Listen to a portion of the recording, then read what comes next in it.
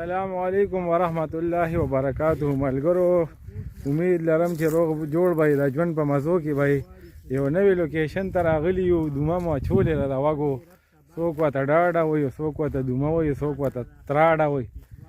او راشد اقبال پکې شعرونه وایي لګیا دي. او دومه هم ګرمه ده، رباعیان یې سټارټ کړي دي او دومه هم ګرمه ده. جعفر شاه ریکارډینګ کوي، صافي صاحب پکې لرګي خوا دې خوا کوي، وږي روتۍ را روتۍ.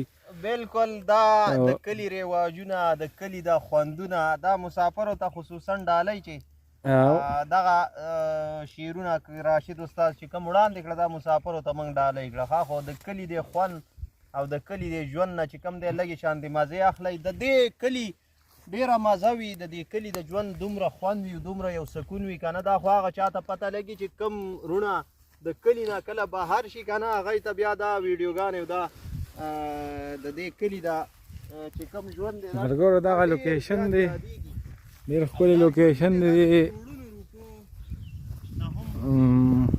خوشحال خان بابا مزار سره لاره کې دا راځي، د هغه کویم دی دلته.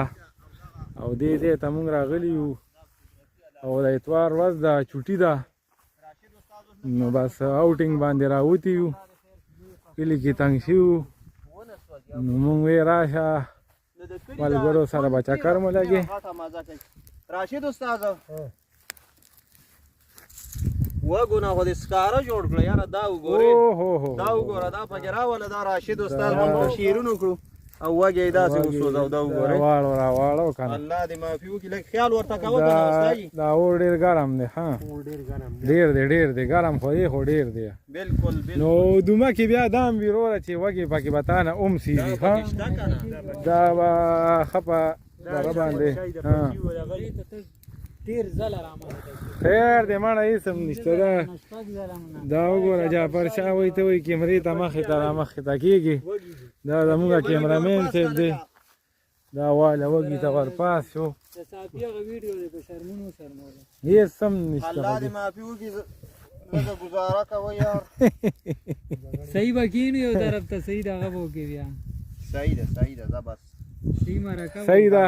دا وږي پاخه شي که خیري بیا خورو، او دا پاخه شي بیا به نور پروګرام جاري ساتو. ټیک ده ملګرو. شاه صاحب هم ورته کېناستو، درویشه ده وږي ورته واړو راواړو. راشد اقباله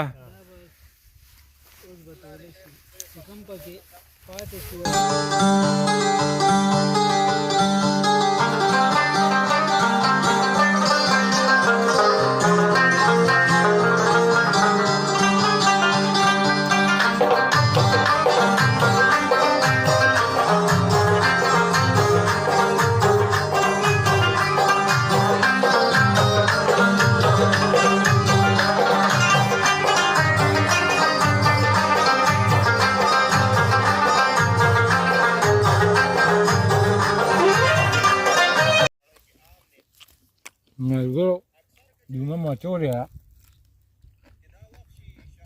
او خوند یې کړی دی، ډېره مزه یې کړې ده.